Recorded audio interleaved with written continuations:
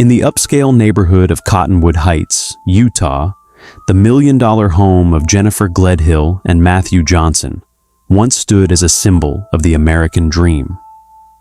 To their neighbors and friends, they were the perfect family.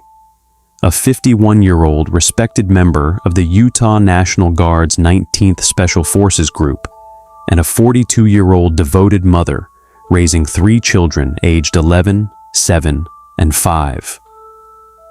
Matthew, a Green Beret who had served his country for over a decade, was described by his fellow soldiers as brilliant, reliable, and a man who always had the answers.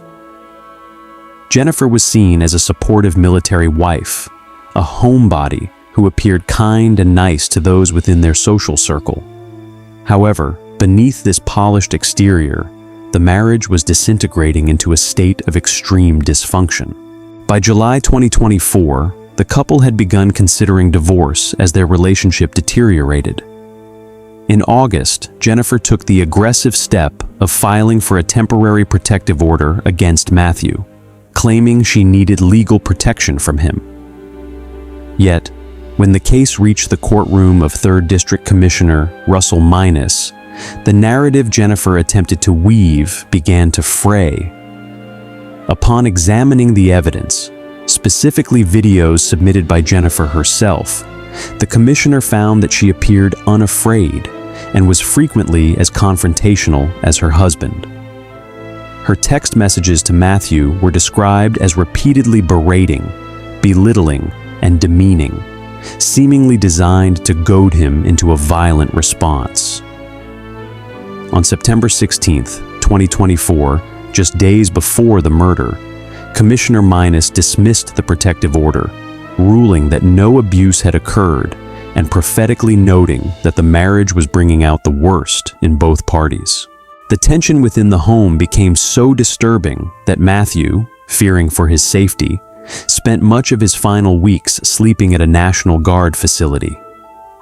He confided in his longtime friend, retired Guardsman Kevin Thompson, that he had finally reached the conclusion that a divorce was necessary and it was time to move on. Matthew, however, was unaware of the depth of Jennifer's double life. She was embroiled in an intense affair with another man, a relationship that had become so all-consuming that it fueled a lethal calculation. On September 19, 2024, 2 days before the killing, Jennifer showed her lover a loaded Glock 19X handgun she kept in the house, a subtle warning of the violence she was preparing to unleash. The final pieces of Jennifer's plan fell into place on September 20th, 2024. She arranged for their 3 children to stay at her parents' house, ensuring they would not be present for the tragedy she was about to orchestrate. That evening, a heated argument erupted between the couple after Matthew reportedly discovered the truth about Jennifer's affair. He confronted her, yelling about her infidelity as years of marital strife finally reached a breaking point. As the argument subsided and the house fell quiet, Matthew went to sleep in the master bedroom, vulnerable and unaware that his wife had made a final, irrevocable decision. In the early hours of September 21, 2024, Jennifer Gledhill took her husband's own 9mm handgun and shot him in the head while he lay sleeping. The subsequent cover-up was as methodical as the murder itself. According to later confessions, Jennifer placed Matthew's body into a rooftop storage container, slid it down the stairs of their home, and loaded it into the back of their minivan. She then drove his truck to a nearby neighborhood, abandoning it blocks away to create the illusion that he had left on his own. Carrying her husband's body north, she buried him in a shallow grave at a location in northern Utah that remains a mystery to this day. Upon returning to the house, Jennifer launched an extensive cleanup operation. She used bleach on the walls and carpet cleaning supplies throughout the master bedroom to erase the evidence of the shooting. Perhaps most boldly, she ordered a brand new mattress on September 24th, to replace the blood-soaked one where Matthew had been killed. The new mattress was delivered just 2 days later. Despite her efforts to sanitize the crime scene, Jennifer's need for emotional validation led her to a critical mistake. On the night of September 22nd, she went to her lover's home and confessed to the murder. She described the disposal of the body and the cleanup, even casually explaining that the bruises on her own body were sustained while she was burying her husband and scrubbing the house. Her lover, terrified by the cold-blooded nature of her confession, began collecting evidence. He recorded their subsequent phone conversations, capturing chilling insights into Jennifer's psyche. In one recording, Jennifer referred to her husband in the past tense before he was even reported missing, stating, "He's not a person. He wasn't a person anymore. He wasn't Matt." When her lover expressed fear, she responded with the haunting remark that would give the case its name. "I always preached that I was like the Queen of Hearts in my past lives because I'm like off with their heads." She argued that if she could just round up the scum of this earth, or just kill them all, she could return the country to a good place.